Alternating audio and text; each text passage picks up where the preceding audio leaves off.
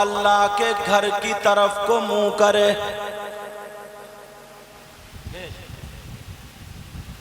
کتنی دل میں تمنا ہوگی، آرزو ہوگی، خواہش ہوگی، جس کعبے کی طرف کو منہ کر کے دنیا کے لوگ نماز پڑھتے ہیں تو وہ کعبہ، وہ گھر ہم اپنی آنکھوں سے دیکھ لیتے۔ بے شک سبحان اللہ۔ علماء نے لکھا ہے اگر خانہ کعبہ پر جب پہلی نظر پڑے، اللہ کے مقدس گھر پہ جب نظر پڑے، پلک نہ جھپکے، جو بھی دعا مانگے، کعبے پہ نظر ہو، زبان پہ دعا ہو، اللہ تعالیٰ وہ دعا قبول فرما لیتا ہے۔ کیا کر لیتا وہ دعا؟ اچھا، اس کی ایک علت لکھی ہے، علماء بیٹھے ہیں یہاں پہ۔ حضور جب دنیا پر تشریف لائے، اس کے بعد جب حضور سے پہلے بھی لوگ اگر نماز پڑھتے تھے تو ان کا قبلہ خانہ کعبہ نہیں بلکہ بیت المقدس تھا، جو وہاں سے پورب میں سمجھ لیجئے بیت المقدس تھا۔ اللہ اللہ، مگر سنو پیارے، خانہ کعبہ میں بہت سارے بت رکھے ہوئے تھے، لات منات بدع عزا وغیرہ، 360 بت تھے۔ جب آقا علیہ السلام دنیا میں تشریف لائے، آقا دنیا پر آئے تو خانہ کعبہ آقا کے گھر کی طرف کو جھکا تھا۔ آقا کی پیدائش پر خانہ کعبہ آقا کے گھر کی طرف کو جھکا تھا۔ اللہ کو یہ ادا اتنی پسند آئی، اتنی پسند آئی، قیامت تک کے مسلمانوں کے لیے یہ شرف دے دیا گیا کہ جہاں کہیں کا بھی رہنے والا اگر نماز ادا کرے گا تو عبادت اللہ کی ہوگی اور جھکے گا خانہ کعبہ کی طرف۔ بے شک سبحان اللہ سبحان اللہ۔ خانہ کعبہ کی طرف ہم نماز پڑھتے ہیں، نیت باندھتے ہیں، رکوع کرتے ہیں، سجدہ کرتے ہیں۔ پیارے، یہ کس نے بتایا؟ کس کا طریقہ ہے؟ قرآن شریف میں صرف اقیم الصلاۃ،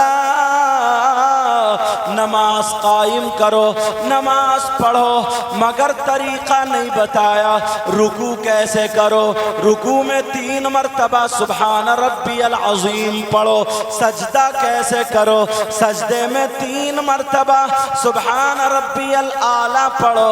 یہ سب کچھ میرے نبی نے بتایا، نبی کا طریقہ ہے، تو وہ مسلمان کتنا مچل رہا ہوگا کہ آج اپنی آنکھوں سے یہ زائرین، معتمرین، جو عمرہ کرنے والے حضرات ہیں، آقا کو تو نہیں دیکھا، مگر آقا جس روزے میں آرام فرمائے انشاءاللہ وہ اپنی آنکھوں سے ضرور دیکھیں گے۔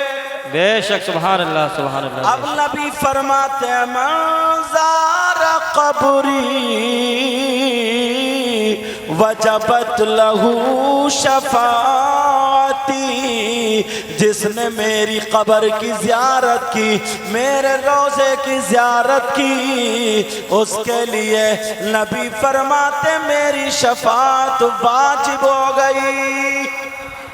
سبحان اللہ سبحان اللہ۔ بے شک حق ہے۔ کیا ہو گئی بولو؟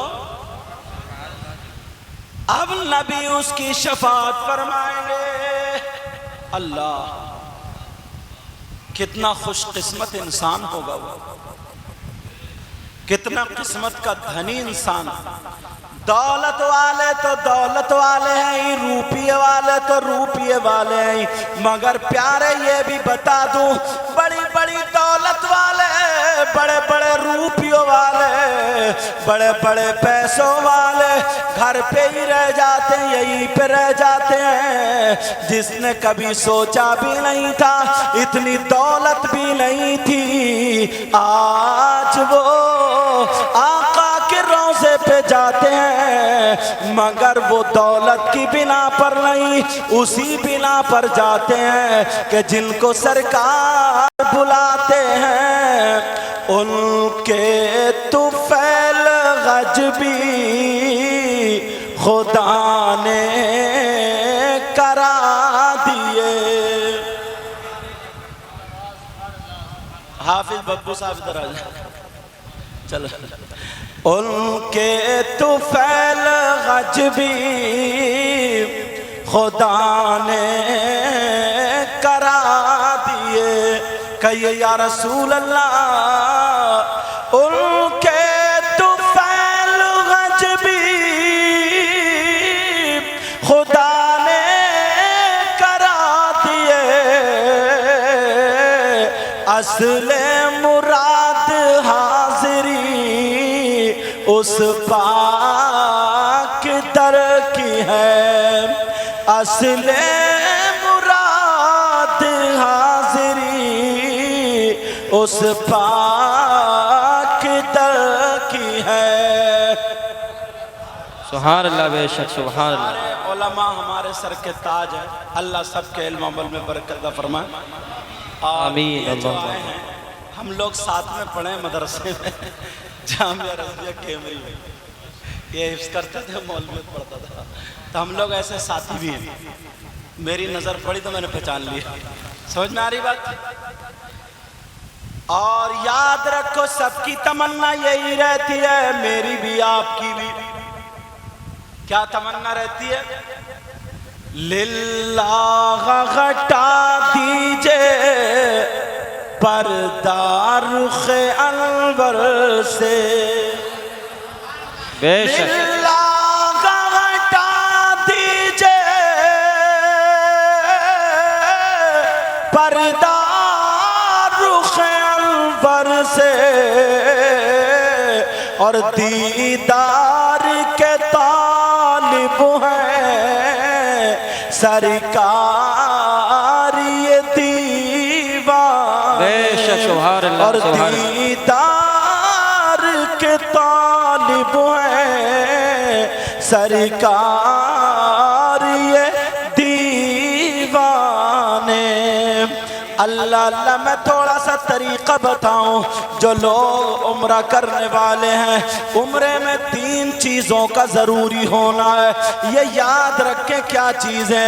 پہلے تو جب ہم چلیں تو نیت کر کے گھر سے، یعنی کون سی نیت کرنی ہے؟ یہ ارادہ کرنا ہے کہ اللہ تعالیٰ ہمارے قدم قدم پر گناہ معاف فرمائے اور ہماری بخشش فرمائے۔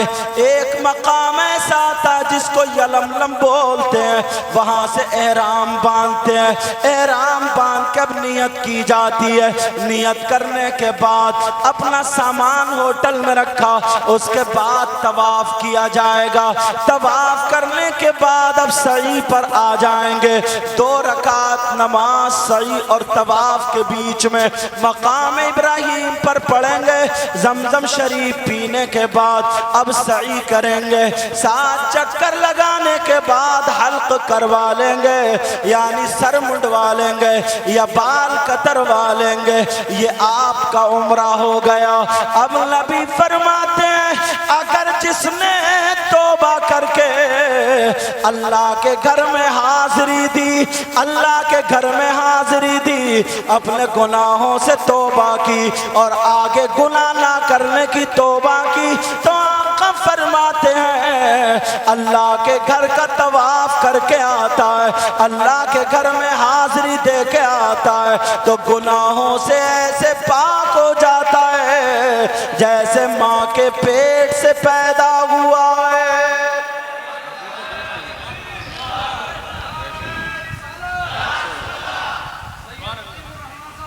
زندہ آباد، اللہ اکبر، یا رسول اللہ۔ اللہ اللہ، یہ لوگ جا رہے ہیں، تم لوگ بھی نیت کرو یار، پتہ نہیں کس کس کی دعا قبول ہو جائے. بے شک آمین. اور وہ جگہ دیکھنا چاہیے سارے ولی سارے لوگ. مگر ایک ہدایت ہے حاجی صاحب، آپ تو میرے بڑے بزرگ ہیں، کبھی بھی کسی کو تکلیف مت دینا.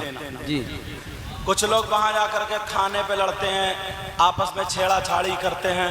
کوئی اگر سرکار کے روزے کی زیارت کر لیا تو 10 جگہ کہتا پھرتا ہے میں نے ایسا کیا، میں نے ویسا کیا، تم نے کچھ نہیں کیا، یوں کی. کسی کے دل کو مت دکھانا. بے شک. کچھ لوگ حج کر کے آتے ہیں یا طواف کر کے آتے ہیں، ان کی فضیلت بیان ہو جاتی ہے، اب وہ اماموں کو بھی اپنے آپ سے نیچا سمجھنے لگتے ہیں. اللہ اکبر. سمجھے، یہ بھی ذہن میں رکھ. اللہ اللہ بو علی شاہ قلندر کے پیر و مرشد. بے شک سبحان اللہ. آگے بات اجازت ہے. بو علی شاہ قلندر سرکار کے روزے کے لیے جا رہے تھے، اللہ کے گھر کے طواف کے لیے جا رہے تھے. پیر و مرشد کی بارگاہ میں آ گئے، کہنے لگے سرکار کچھ نصیحت کر دیں، آقا کچھ بتا دیں، مجھے کیا کرنا چاہیے. کہا بیٹا کسی کو تکلیف مت دینا، کسی کا دل مت دکھانا. جب وہاں سے آؤ تو اپنے آپ کو بڑا نہیں بلکہ چھوٹا سمجھنا. کہا بیٹا یہاں تک کہ کسی کتے کو بھی تکلیف مت دینا. ابو علی شاہ قلندر گھر سے جب نکلے بہت سارے لوگ تھے، بھیڑ بھاڑ تھی، ملنے کے لیے آئے تھے. راستے میں کتا بیٹھا تھا، انہوں نے کچھ نہیں دیکھا، کتا نہیں ہٹا، انہوں نے پاؤں سے ٹھوکر مار دی. کتے نے ہاتھ ایسے کیا، کتے کے ہاتھ پہ پاؤں، اس کا آگے والا ہاتھ جو تھا ان کے پاؤں پہ لگ گیا. اللہ اللہ یہ چلے گئے. اب وہاں سے جب پلٹے تو کھجور پانی پیر و مرشد کی بارگاہ میں تسبیح لے کر کے گئے. کہنے لگے سرکار میں حاضر ہوا ہوں کہ اندر آ جاؤں. جیسے ہی اندر آ جائیں آپ نے فرمایا آ جائیں، تو دیکھا پیر و مرشد اپنے ہاتھ پہ پٹی کھول رہے تھے، پانی میں بھگو کر کے پھر باندھ رہے. کہنے لگے سرکار معاملہ کیا ہے؟ پہلے گیا تھا تو آپ ٹھیک تھے، ہاتھ ٹوٹ کیسے گیا، تکلیف کیسے، درد کیسے ہے؟ تو ابو علی شاہ قلندر کے پیر و مرشد کہنے لگے ارے خود ہی ٹھوکر مارتا ہے، خود ہی پاؤں مارتا ہے اور کہتا کیا ہو گیا؟ کہا سرکار سمجھا نہیں. کہا میں نے کہا تھا کسی کو تکلیف مت دینا، پتہ نہیں کون کی شکل میں آ جائے، کب تمہارا امتحان ہو جائے. تو نے جس کتے کے پاؤں پہ پاؤں رکھا تھا، ہاتھ پہ پاؤں رکھا تھا، جس کتے کے تو نے ٹھوکر مار کے بھگایا تھا،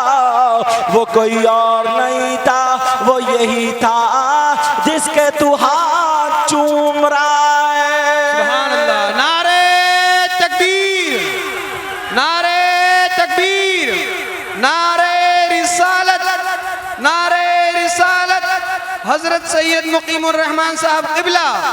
نعرہ تکبیر، نعرہ رسالت.